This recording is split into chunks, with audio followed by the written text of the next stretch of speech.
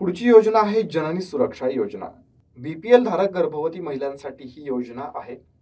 लाभ मिळवण्यासाठी लाभार्थीचं वय 19 वर्षांपेक्षा कमी नसावं। 2 मुलांपर्यंत लाभ घेता येईल।